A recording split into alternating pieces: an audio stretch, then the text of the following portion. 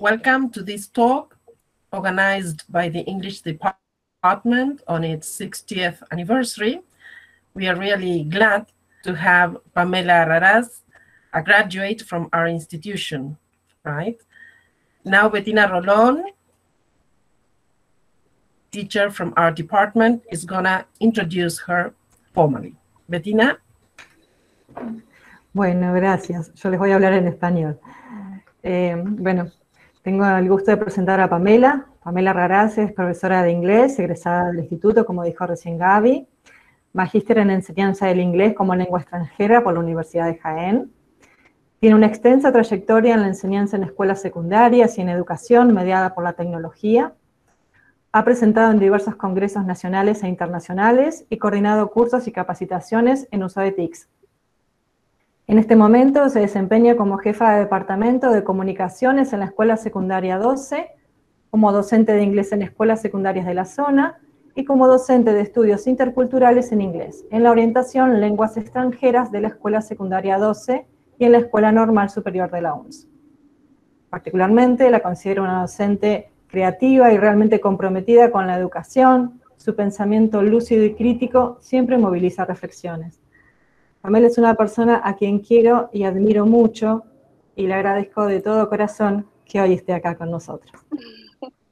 Adelante, Pamela. Muchísimas gracias, Bettina, por esa presentación.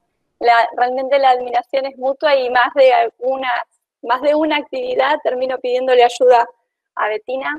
Yo le quiero agradecer, bueno, a las autoridades de la carrera por presentarme, por darme esta oportunidad de compartir con ustedes, a Bettina por haber sugerido mi nombre, ya que todos los años estoy, siempre que me solicita Bettina, trato de compartir algo de mi experiencia con los chicos y chicas del profesorado de inglés.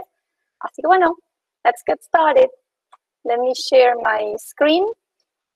You're going to see that I'm going to be coming back up and forth, looking sideways, because I have two screens. So it looks awkward a little bit because I have to look at the camera and then look sideways. Okay, so let me know if you can see my PowerPoint presentation. It says Tales from the Classroom, Teaching English at Secondary Schools. Yes. Okay, fantastic, thanks. Great, okay, so since it's called Tales from the Classroom, I decided to start with Once Upon a Time, and I found this photograph. I had to take a shot of this very old photograph. This is from the FAPI conference in 1998, and this is me over here. And all of these people, I think most of them we're still friends and colleagues, and we keep learning from each other. I found this picture in a box full of memories from when I was studying at the profesorado. And I decided to include it to get started because I think that one of the most important aspects of being a teacher and being a language teacher is that we are always learning.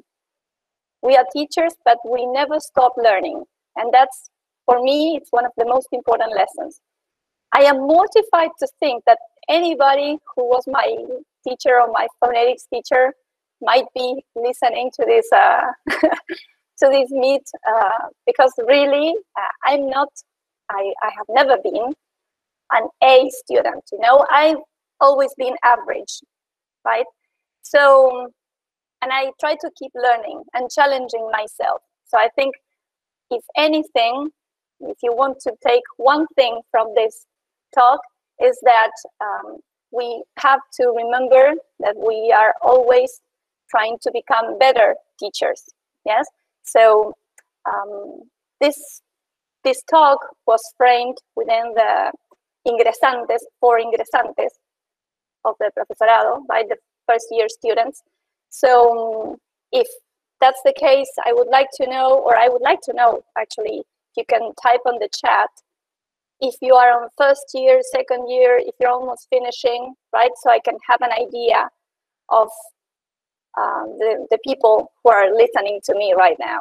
So if you want, you can just type on the chat. If you have any questions, you can type them there as well, or you can raise your hand. Don't be afraid to stop, right, or interrupt. There will be time for questions at the end as well. But if you feel that it's a relevant question or a comment that you want to make, you're welcome to do it while I'm sharing with you my experience, right? Great. Okay, thanks, Mika. Okay, same way as Mika is doing, fantastic. So that gives me an idea of who is watching and who is participating in this meet. Great. Okay, so while you are doing that, let me tell you my story so far. So as Bettina was telling you, I've been teaching in public secondary schools. I've been doing that for almost 23 years, actually 23 years. I started teaching when I was at the profesorado, yes. I remember being really afraid of sharing that information with my teachers because everybody would tell you that it was a big no-no. So I actually never shared that with my teachers. I never really knew. I mean, I never found out if it was true that we were not supposed to be teaching while we were learning, but I really needed the money to be able to continue studying. So I started teaching at schools when I was 20 years old, and I was at the second year of the profesorado. And I think on the one hand, it was an advantage because it gave me an inside perspective of what I would need to learn, right, in order to be a successful teacher. And at the same time, it was a disadvantage because since I was working and, you know, studying at the same time, it took me longer to finish my studies. But thing is, I've been teaching for 23 years already. I also spent 3 years teaching in the United States, teaching ESL, which is a completely different cup of tea. So then maybe I'll share a little bit about that. I've been teaching intercultural studies for 6 years now because one of the orientaciones, right, in secondary school is in foreign languages. And actually at Escuela Secundaria 12, we have the privilege of having that orientation, that pathway for the students, the secondary school students. So one of the subjects is intercultural studies, and it's called Estudios Interculturales en Inglés. And the person who's supposed to teach, supposed to be an English teacher, right? That's the qualification you need in order to be teaching. Even though I always say that the perfect teacher for that subject would be a social studies teacher, who is also an English teacher, right? So a teacher of English. But anyway, I love it, and then I'm gonna tell you why. And then for the past 4 years, I've been head of department of the communications department, which includes teachers who teach all the art classes, different artistic disciplines, foreign languages, English, Portuguese, and Italian, and prácticas del lenguaje, which is language, Spanish language, right, and literature. Right. So, and then for 15 years, which is something that I haven't mentioned yet, I've been doing virtual cultural language exchange projects with my students. And I'm gonna be sharing you some of those ideas with you a little bit later in this talk. And then, last but not least, for the past 23 years, I've been an active member of several teachers associations. Yes. So then I'm gonna talk a little bit more also why I believe all of these things are important. But let me ask you, what do you think will be your story 10 years from now, right? And I'm going to be sharing this PDF that I have over here that I'm sharing with you, so you can take notes and you can brainstorm later. So don't worry if you can take screenshots if you want, but I'll be sharing this with you later and with Bettina and Gabi, so they can pass it on to you. And these are all the career options that I could think of when when we are considering the world of education or ELT. All the options that open to you when you start at the profesorado, or when you start learning at a career language, let's say, oriented career. So for starters, you can teach at schools, right? You can teach at a private school or at a public school. You can be a teacher, or also you could be a secretary, a principal. You can study to become inspector or inspectora, right? Then we have preceptoras also, which I could never figure out how to exactly say that in English, because the word prefect is similar, but they don't exactly have the equivalent in all the English-speaking countries that I could think of. So I'll have to do some more research. You could be a coordinator, right? A language coordinator. And then you could also be teaching outside the formal educational system. You could be teaching in-house, at a language academy, or you can be teaching online nowadays, right? That's something that has, now with the pandemic, everybody's doing online teaching, right? But that's something relatively new. You could own your own language school. You could teach at a language school. You could be teaching general English, international examinations, ESP, right, which is English for special purposes like tourism, or you could be doing business English. And then there's this extra list, which includes becoming a teacher trainer, right, teacher de profesorado. You could become an ETR, teacher trainer, which is Equipos Técnicos Regionales. Those are the people at the CIE, the Centro de Investigación Educativa, in the province of Buenos Aires. We have specialists who are the ones who deliver all the courses, right, with the ones that give you puntaje, right? You could be a presenter as well. You could make a living out of that. There are lots of people who love, delivering workshops and courses and doing presentations and conferences. You could teach abroad.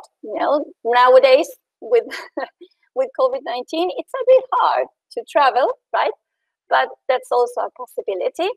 And then last but not least, you have all the non-teaching language-related professions. You could become a materials designer, an ELT writer. You could become a researcher, a translator, or an interpreter. And as you will see, I have included some asterisks over here, right? Because our degree is a teaching degree, but it's like the first step. If you later on decide that there's something else that you want to be doing, then you should continue studying or maybe specialize or get a different degree, right? So look at all the options, right, that you have. But one of the aims of the profesorado is to prepare you, especially to become a school teacher, right? So what skills do you think you'll need to develop? There's something weird on that screen, on that slide, that you need to develop to do what you like, right? Whether it's becoming a school teacher or maybe do something different. So that's a question that I'm leaving here for you to start thinking about, right? What about teaching English at secondary school? What skills do we need? Well, when I started preparing this talk, let's say, like brushing up everything that I use, all of the materials that I generally use when I do this talk with Bettina's class, I started including lots of things. And then I realized we only had 60 minutes. It's like, okay, I need to start, trying to decide and make up my mind as what to include. So I decided to include this. We have this chart here in which we include, I decided we need three different types of skills. One set of skills and knowledge is the one that is related specifically to our field, to the field of English language teaching, right? But then we also have language skills that we need when we, let's say, for example, if you are doing a listening comprehension exercise, you could have your CD or your MP3 file, right, that you play for your students to listen. But if you have no electricity or for some reason something doesn't work, you should be able just to have the script and read it aloud with proper pronunciation, right? So that's part of the language skills that we need. Never, I mean, just to get started on an example. And then we have pedagogical skills and the pedagogical knowledge that we need. And one of the things that I remember when I was a student was that I would be really worried about my language skills. It was like, that was all that mattered. I wanted to be really good at reading, really good at writing, really good at speaking in English. And at some point, I would forget that I was training to become a teacher, right? And so here I included this nest dilemma, right? The non-native English-speaking teachers dilemma, and that this acronym. I'm going to be including another handout that I didn't have time to save and put into a PDF, but I'll be sharing that with Gabby and Bettina. And this dilemma is the following. Most of us are doing our best to acquire a little bit more Englishness. We suffer from an inferiority complex, and we are in constant distress as we realize how little we know about the language we are supposed to teach. Most nests are all too aware that they are teachers and learners of the same subject. And this is Peter Medges in The Non-Native Teacher, right? So I think this is one of the concepts that I really want to share with you, and that I want to help you understand, that we should be thinking about, or worrying not just about our language skills, but also about the rest. Why? Let me give you some examples. What would you do if half your class has a much higher level of English than the rest of their peers? What skills would you need as a teacher in order to solve that problem? What would you do if a student draws a huge hamburger, which is a monster, about to eat his dad as part of a creative activity, a creative writing activity? And that's actually a true story, yeah? What would you do if you find out you have a blind student in your class? What would you do if your students struggle to remember regular or irregular verbs when teaching the past simple tense? What would you do when the students treat each other real ugly, and then you realize that you discover that there's a bullying problem, an online bullying problem in their WhatsApp group? And what would you do if you hear the boys telling the girls that they can't play soccer because they are girls? All of these questions that I'm asking you should be solved, and we should have the skills to solve them, or at least offer a solution.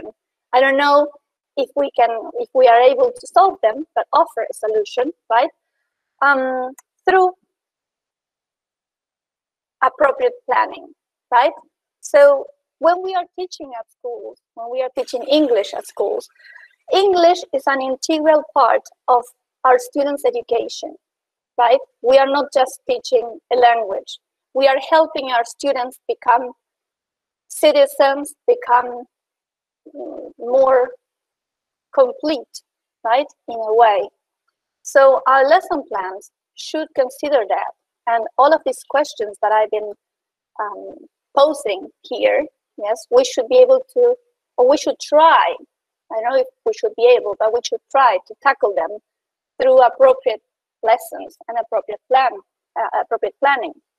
And then some things maybe we won't be able to solve ourselves, or we won't have the solutions. So when you are teaching English at school, also one of the important things is to know when you need to ask for help.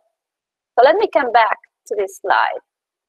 This student, the one who drew this huge hamburger, and the hamburger was eating his dad, he would always say that he was not good enough. Yes? And I had this student when I was teaching at the language academy, and his dad would send him to this language academy because he thought that his son was not very good. He was not very bright. He was not very intelligent.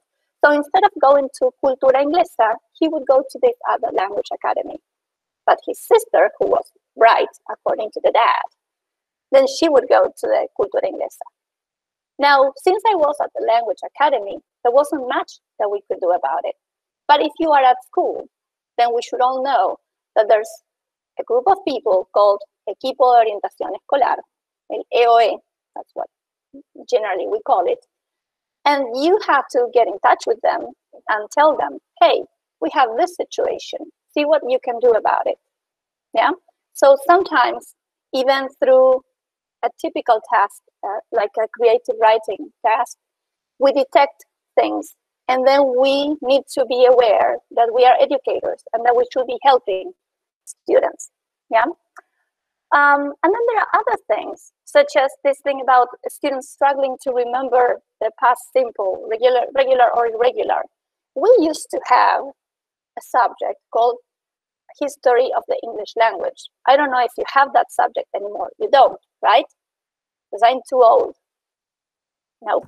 No, Okay. They don't have it. And I remember that when I studied that subject, I would say, this is pointless. What's the point of studying what English was like so many centuries ago? You know, it was like, this is, I don't know, extra information that I will never use. Then one day I realized that there was something that I could use from that subject, which was that most verbs that are old, real old, like sleep, drink, right, do, things connected to what mankind has done forever, that were almost always irregular. And modern verbs, the ones connected to technology, were in general regular. So I shared that with my students, and they said, oh, wow, now it's much easier. And, you know, it helped. And I said, oh, wow, look, this is actually useful. And that's how, you know, how complete our formation, our education at the profesorado is, which is something that I always say, you know, trust your degree, trust your education at the profesorado, because it's really, really good. Okay, so let me give you an example about this thing that I'm saying about trying to fit all into a lesson plan. And I have included these two quotes, which are actually from conversations that I've had with colleagues about overcoming our fears, overcoming our prejudices, overcoming sometimes our frustrations, and becoming better professionals. One of these is, I remember having a conversation with a friend in which I would be telling her that I didn't like using textbooks or course books because they wouldn't fit into the reality of my schools, right, of secondary schools. And if they wouldn't fit, or they wouldn't go with the curriculum, right, with the diseño curricular. And she told me, well, listen, but how could we possibly know better than course book authors? And that's why I started today sharing with you the nest dilemma, right? Because sometimes we don't trust our professionalism. We don't trust our education. Yeah, yes, our educational background, our academic background. And we should, because we are really, really, our teachers, our teacher trainers give us really, really good foundation, a really good foundation. And then another thing that sometimes I hear, and this is not just teachers of English, you hear this a lot in secondary schools. You hear teachers complaining about not being able to just teach their subject. It's like, this is not what I studied for. Why should I have to think about these issues? I want to teach English, or I want to teach math, or I want to teach biology, right? So that's why as a title here, I put overcoming and becoming. We have to overcome our frustrations, our prejudices, our sense of our inferiority complexes, and become, right, professionals. Okay, this is just something that I want to make a point, so I include it in the slide. And I want to also mention Elba Sáez de Poeta, she was a teacher of Didáctica in the 4th year of the Profesorado. And I remember, if it wasn't for her, I wouldn't know how to design a test, right? A written test. She was so meticulous, and she would give us all kinds of tips and tricks on how to design written tests, right? So, and that subject was in Spanish. So actually at the time, I didn't consider it like that important. And then later on, I found myself, putting in practice all that knowledge that she had provided us, all those materials that she had given us. Okay, and then thinking about teachers, as you have noticed, I'm reminiscing, talking about my teachers and my time at the Profesorado a lot. I hadn't thought about my time at the Profesorado for a long time. I remember a teacher saying, a 4th year teacher, Emilita, she would say that our degree was the key to the library, just the key. Then we had to open the library and start learning, right? And so here I want to share some key terms that this terminology, you are probably, some of you, the ones who are in 3rd or 4th year, you're probably familiar with these terms. The ones who are barely getting started, these are words that you should be paying attention to. In English, we call this is CLIL, which is Content Language Integrated Learning. And in Spanish, we call it AICLE. And it's the approach, the methodology, the approach that we should be putting in practice when we are teaching from the 4th to the 6th year of secondary school, that is el ciclo orientado, right? Because we should be connecting what our students are learning in English with what the students are learning in the other subjects, especially the subjects that are connected to the orientation, right? So if they are in natural sciences, orientación, ciencias naturales, then they should be trying to learn things connected to biology or all kinds of or science in English, right? So that's clear. For the first 3 years of secondary school, the approach is TBL, task-based learning, or also we call it aprendizaje basado en proyectos.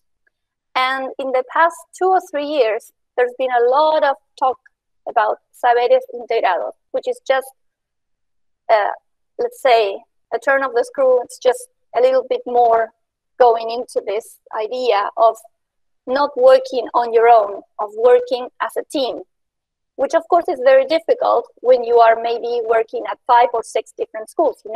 High school teachers, secondary school teachers, we rarely work at 1 or 2 schools. I have colleagues who work at 8 different schools because they just have 1 class in each school. So this is, in theory, it's fantastic.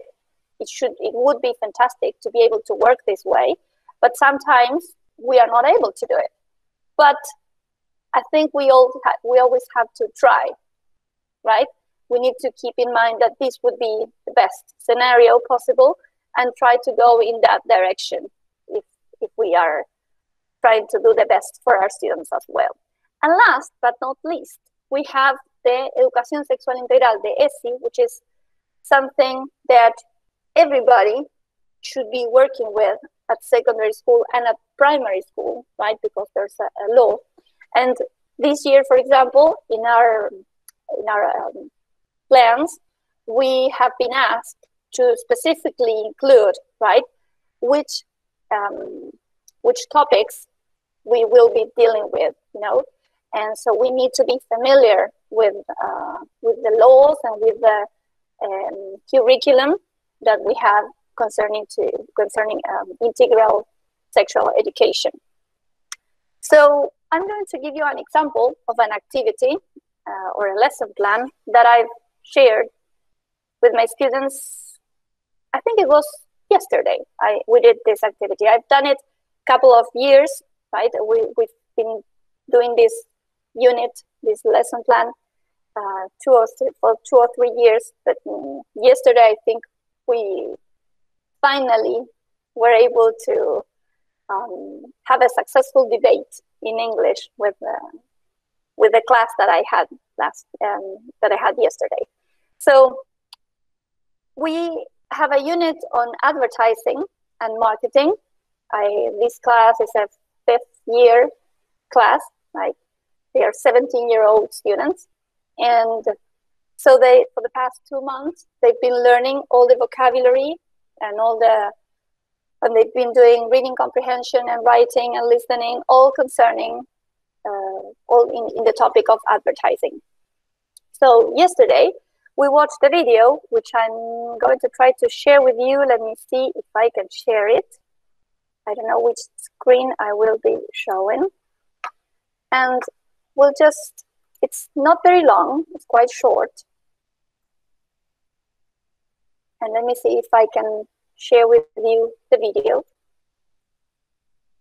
here. Tell me if you can see the video, please, on the chat. If you can see the following commercials for Moonsand. No, we can't. No? Well, I Okay. can't. So No. let me just, I'll share the video. Let me see. Here. How about now? Let me see. Yeah. Now the video's on? Oh, okay. Yeah. Great.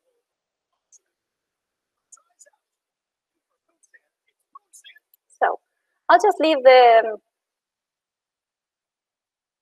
video running while I tell you a little bit about it. So the activity that I gave the students was to watch these 2 ads and try to find similarities and differences between the 2 ads, right? They were ads for the same product, Moonsand, right? But as you will see over here, they are quite different. And one is aimed for girls and the other is aimed for boys, right? Or that's what the people who made the ads, yes, were trying to aim for, I think. So the activity was to watch the video, to write the similarities and the differences, and then we had a debate. Yes, the debate was to try to decide if it was okay to have toys for girls and toys for boys. So we had this interesting debate in which students shared their experiences with maybe their little brothers or sisters, and if they saw any difference between how things were like when they were little and what things are like now, right, with their students, with their little brothers or sisters. And then the final task was to come up with ideas to change the target of the ads to both boys and girls, right? So that was the activity. And I didn't come up with all those ideas just on my own. I like doing lots of research on the internet, and I found this very nice lesson plan on mediasmarts.ca, which is an organization, a Canadian organization that deals with media education for school-age students, right? Okay, so is she never going to mention her years teaching in the US? Because by now, I mentioned that, at the very beginning, and maybe you might be wondering, is she never going to say anything about that? Well, actually, I am, because I think it changed a lot of, it changed the way I teach, right? My experience in the US included lots of things. I participated in a cultural exchange called Visiting International Faculty. By now, that organization has a different name. Now it's called Participate. And what they do is they hire teachers. They take teachers to work in American schools. And you are a teacher, same as everybody else, but you also have a role as a cultural ambassador. So I was a cultural ambassador at my schools. My visa was a cultural exchange visa, so I was supposed to do activities with the students in order to foster understanding, cultural and intercultural understanding, right? Also, I worked as a local advisor for the program, for the exchange program, so I got to meet lots of teachers from other countries. And one of the things that really, I mean, it changed the way I teach, because one of the things that I really liked when I was in the States for those 3 years was to do all these cultural awareness activities. These students here are the American students who were not actually my students, because I used to teach ESL, English as Second Language, which I said at the very beginning that it's very different from teaching English as a foreign language. My students were mostly immigrants or refugees, right? So I would be working with the social worker a lot, and I would be working with the counselors a lot, because many of these students came from very vulnerable social background, right? Some of them were illegal, or their parents were illegal immigrants. So we had to be very careful about what kind of information we asked from them. But, you know, education is a right everywhere. And so they had a right to receive education. The moment they turned 18, if they were not legally in the country, then they could be deported. So it was really hard, really hard, and at the same time really rewarding. It was really, for me, it was learning that there were a lot of people who were going through very difficult times, and as a teacher, as a professional, I had to figure out how to make a difference through my teaching, to help them, you know, get the skills, the language skills that they needed in order to be successful in school and in life. So it was very different from teaching English as a foreign language.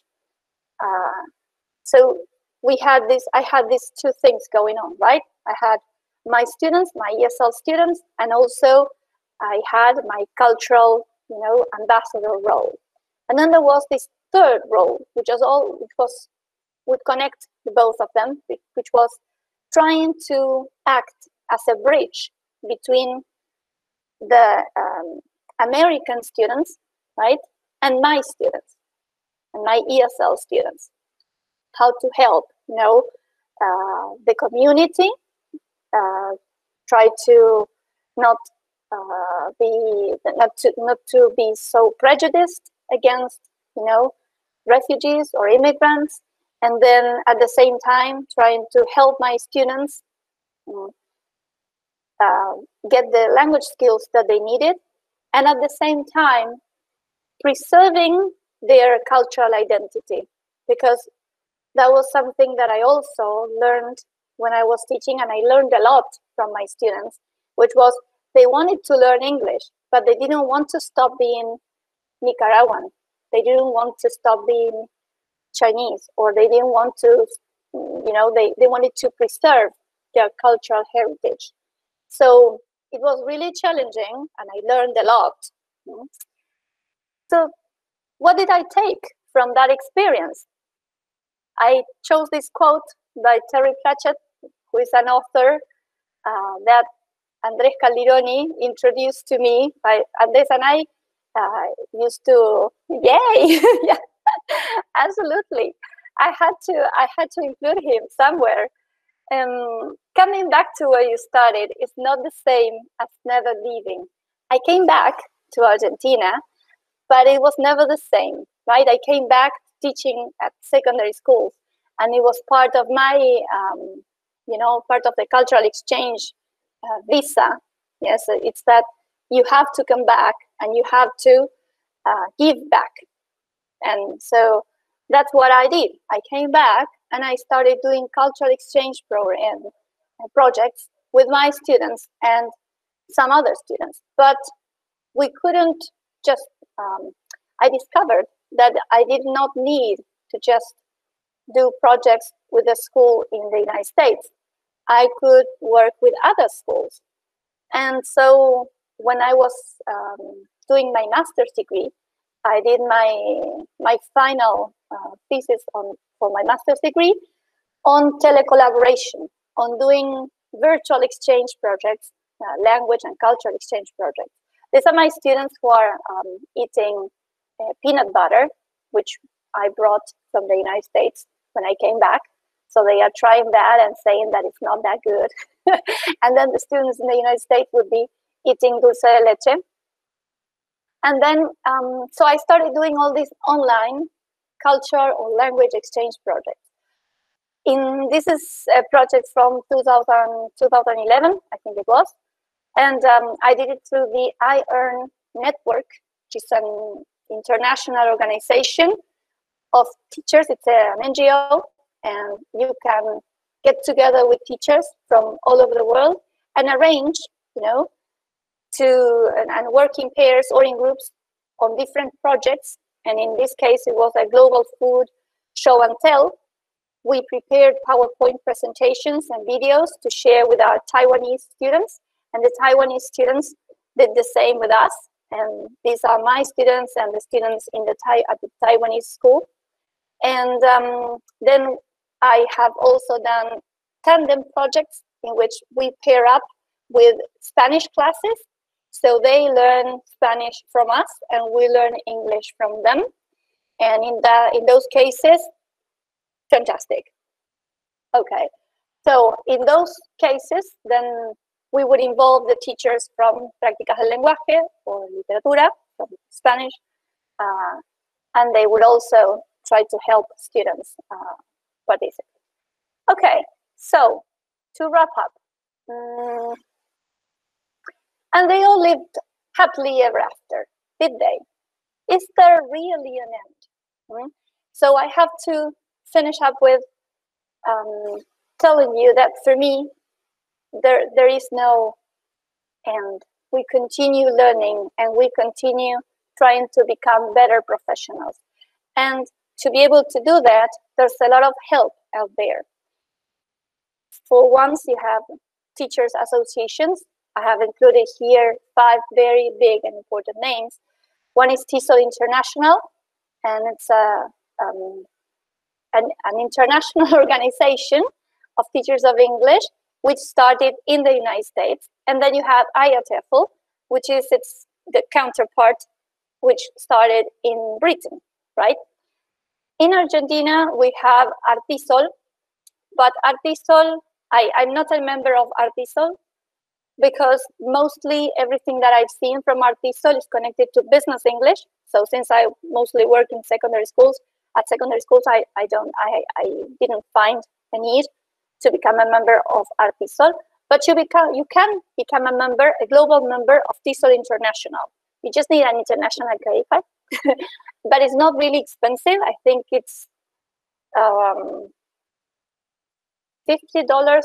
per 2 years.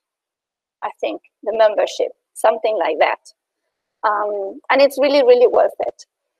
And then IATEFL, you cannot become a member just by yourself because IATEFL is made of other associations.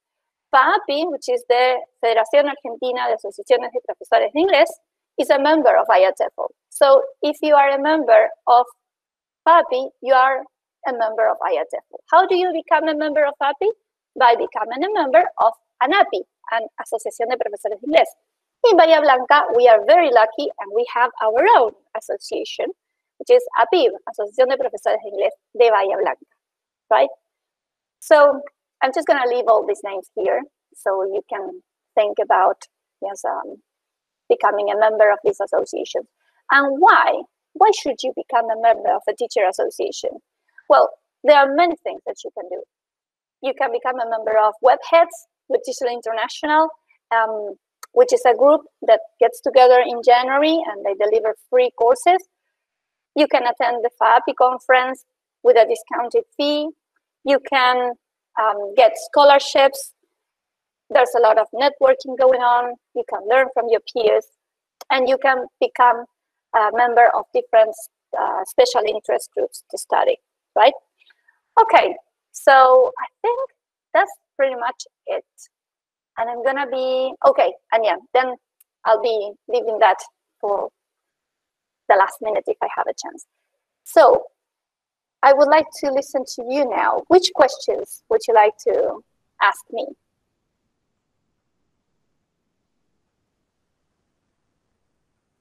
Come on, I know that there are some questions. Let me see if there was anybody who wrote questions.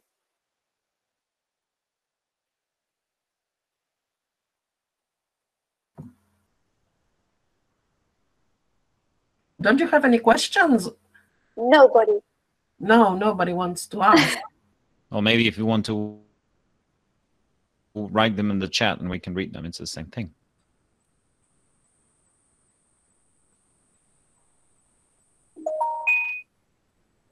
Oh. Sorry, Wada, you ask a question. It's okay. You go first. All right, so it says we have prepared some questions regarding situations that happen in the classroom. So Wada, would you like to speak or write it here? It's okay.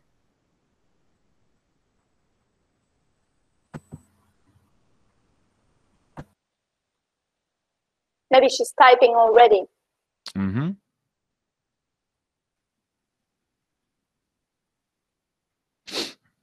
Candela, are they the same questions? Oh, okay. I have a different question, so I can wait. No, but go ahead, and while Guadalupe is typing, okay. You can ask your question. Okay, first of all, hello, nice to meet you. And secondly, I have a question. How should I react if, I don't know, for example, in secondary school, a student just stands up and leaves their classroom? That is a question that I've been asking myself since first year. And honestly, I imagine there is no just a single answer, but it's something that I bear in my mind. And honestly, I don't know how can I react to that situation. Well, first of all, I think it would depend on the context, as you say, but also the age of the student and the regulations at the institution, at the school, right? Because every school has something called Acuerdos Institucionales de Convivencia, which every year they should be renewed. And in theory, the students have to get together and agree on which are going to be those, let's say, the norms, right? What will make the school and the classroom a safe place and a good place for learning. So if you have that kind of situation, if it were me, for example, I would go out and see where the student is going. And depending on what's going on in my classroom, and depending on how far I am from preceptoria, if I'm at secondary school, I would tell the students, please stay here, be quiet for a minute, don't kill each other. And then I would go and find the preceptoras, and I would tell them what happened, and I would go back to my classroom and let them handle that, right? So that would be one option. Now, if you're telling me that the student just stormed off because something happened in the classroom and you have a difficult situation, then maybe I would send a student whom I trust to find the preceptora. In that way, I wouldn't just, leave everybody alone. But so those would be the two choices. At secondary schools, we have those, they are like your angels, your saviors, the preceptoras.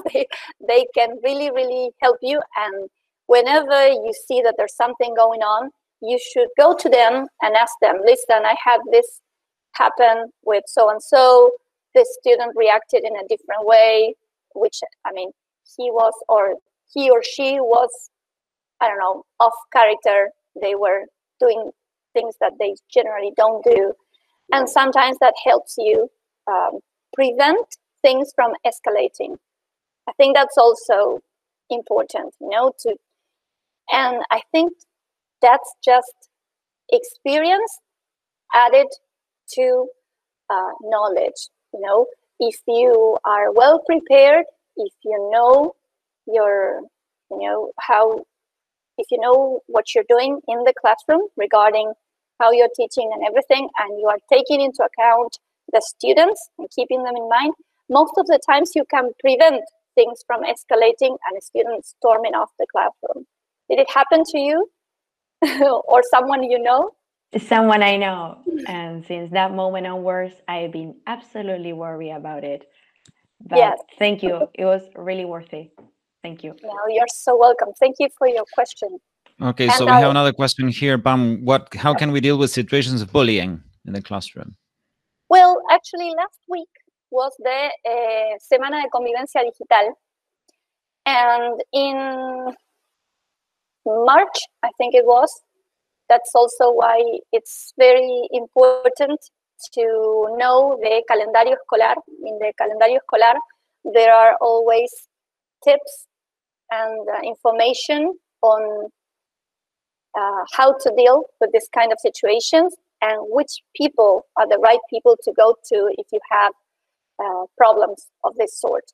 So, for example, if you have a bullying problem in the classroom, the first thing you need to do is to document it. And that's sometimes it gets really tiresome because you say, ay, otra vez tengo que escribir una acta y perder tiempo en esto, etc., etc. But in the case of bullying situations, that documentation, that paper trail, sometimes is what students need when they need to maybe find help from the people who are bullying them. So all that information in general at schools is kept in a special file, or sometimes it's a notebook at the prefectoría. Sometimes it's a file that they have at the principal's office. But so first of all, if you see something happening, even if you are not in class, maybe you're just walking in, or walking out, or you see something during recess, well, try to see if you can, ask or tackle that situation and document it if you think that it's something that might escalate. And that's one thing that you can do. Then the other thing that you can do is to try to find lesson plans and materials. There are a lot of materials, sometimes not specifically ELT materials, but now with the internet, it's we have so much information. It's a whole different story. You can find materials to help you with all kinds of topics. So if you think that there's something that you can do in class and maybe tackle specific topics in the classroom. For example, we've done lessons on when, for example, boyfriend and girlfriend relationships, right? When you have this in the SE, they call it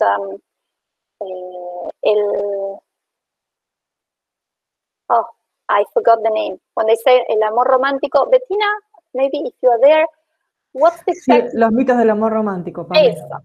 Thank you so much. Los mitos del amor romántico. So we tackle that topic with certain videos in English, and the videos, so the debate we did in Spanish, but all the input was in English, and later on we finished off with a small writing, a very simple writing task in English, in which they had to write the conclusions of the debate, but they were able to do the whole debate in Spanish. So maybe for bullying you can do something similar, right?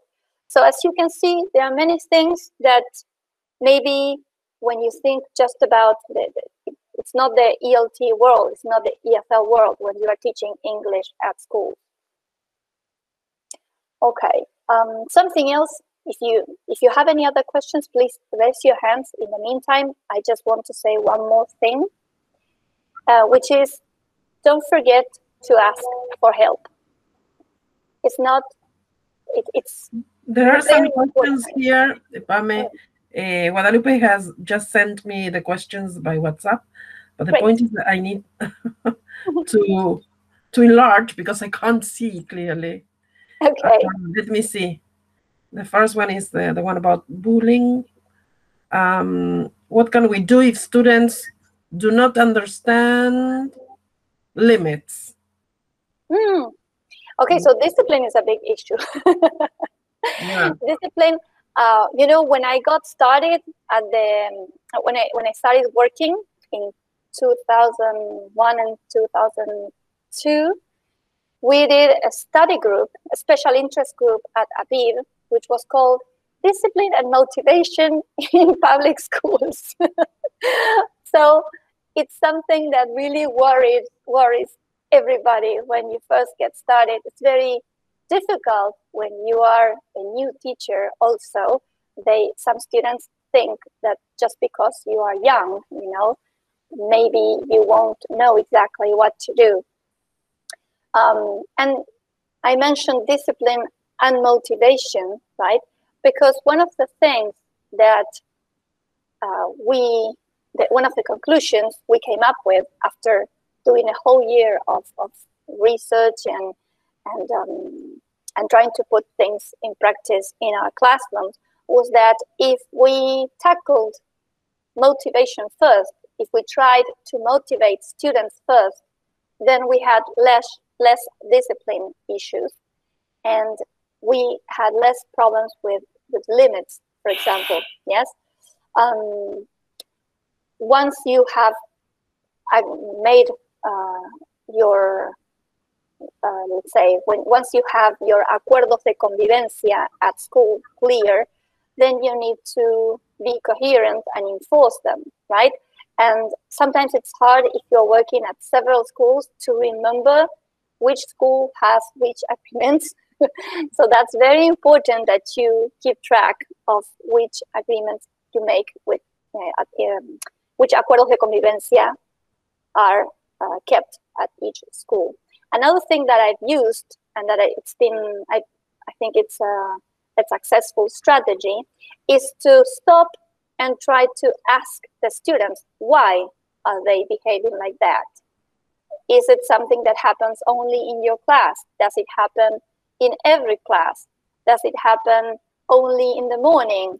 Does it happen later in the afternoon or later in the morning? For example, I had a class, they had English Friday at 11 o'clock, the last hour of the last day, and they were exhausted. And you know how we solved discipline issues with that class? We switched with the math teacher. I started at 7 a.m. and she would go at 11, and they were different students. It was just amazing, you know, because they were so tired and English was really tiring for them and so demanding that it was just too much. Sometimes you can do something like that. It's not common to be able to do that kind of arrangement, but we always have to try and see what we can do. But stopping and asking students what's going on, I think that's the first thing that you can do. And if you need to, sometimes you can design and arrange an agreement just for those students and yourself. If they say, well, Miss, it's just that, I don't know, we are tired, or we don't understand, or whatever, right? Maybe you can come up with an agreement and write it down and sign it. And you sign it, and they sign it, and everybody respects it. And then you try to see, okay, what happens if someone breaks that agreement? What will be the consequence of that? If you give the students the chance, they can be really mean. They can be much meaner than what I could ever think of. Yes, so Gary, you had more questions?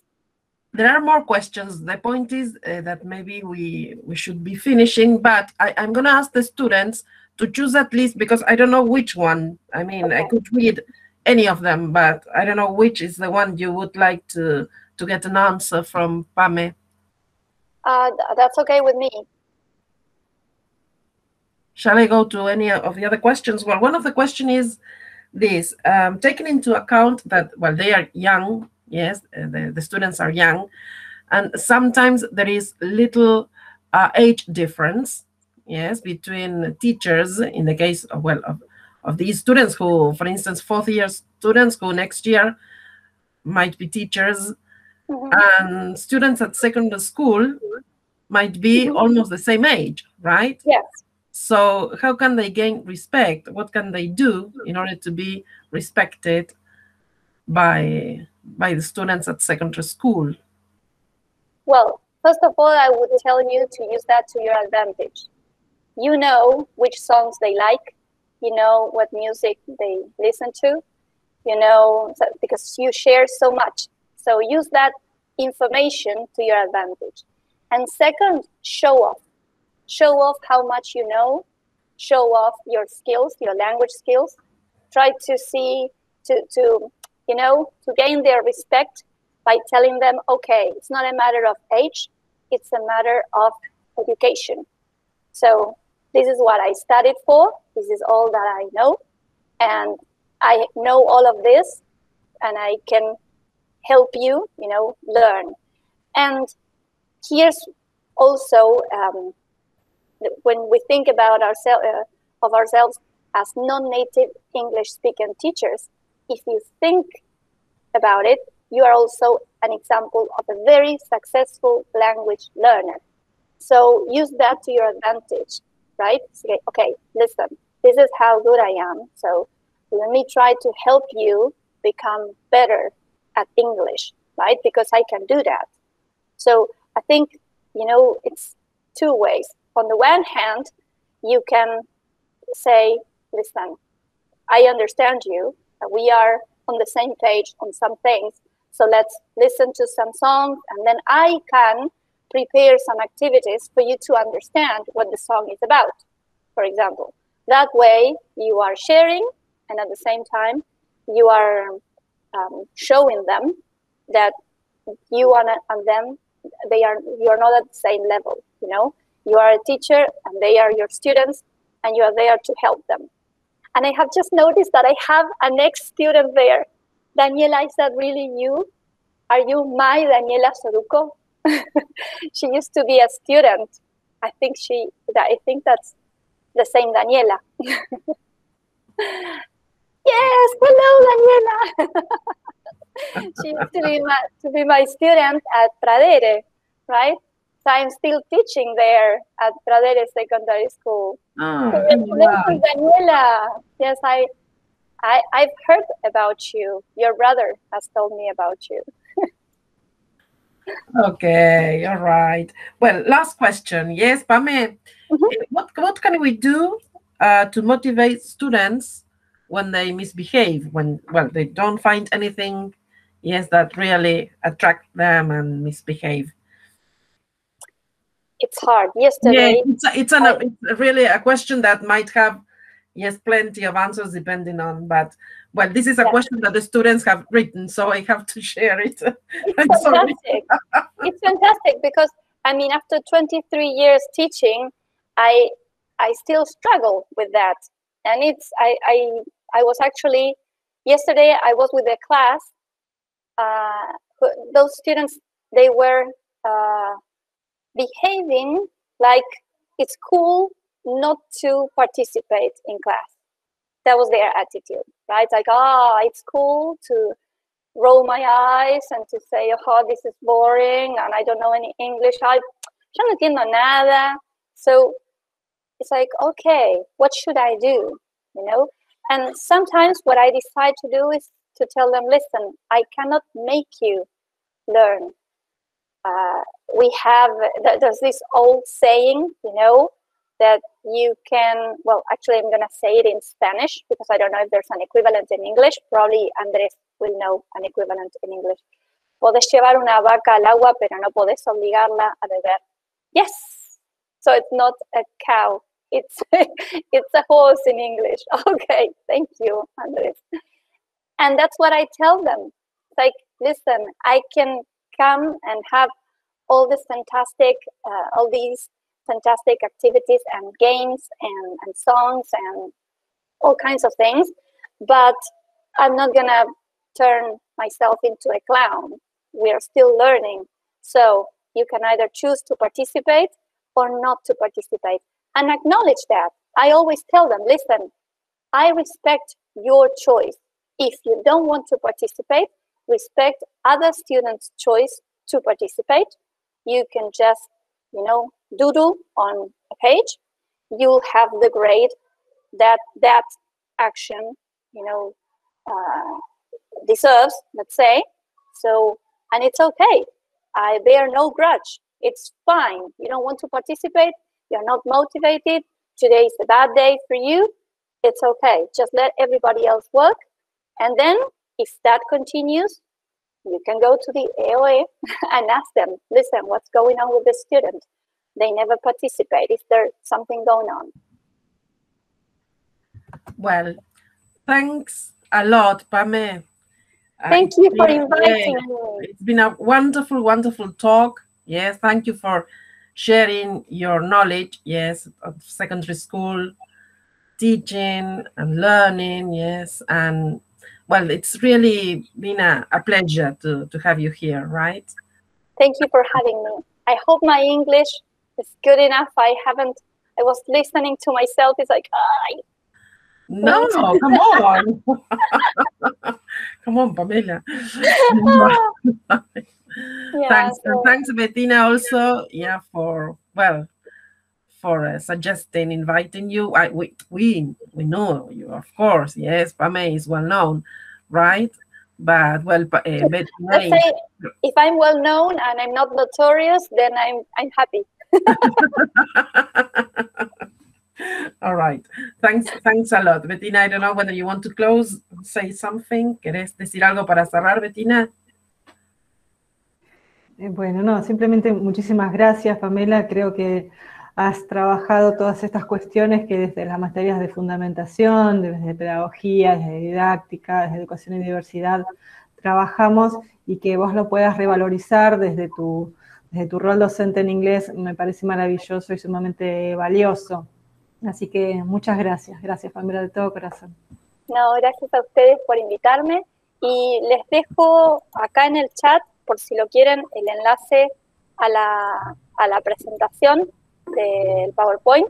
Sé que después de que cierren el chat desaparece, así que de última luego les comparto a ustedes, Gaby y Bettina, bueno, si quieren, el PDF, y voy a mandar uno más chiquitito con un montón de enlaces que nada, se me fueron ocurriendo y que me parece que serían interesantes para que los tengan, sobre todo con esto que acaban de comentar todos los chicos y chicas, de todos estos temas relacionados con la disciplina y la motivación, y bueno, que creo que va a estar interesante.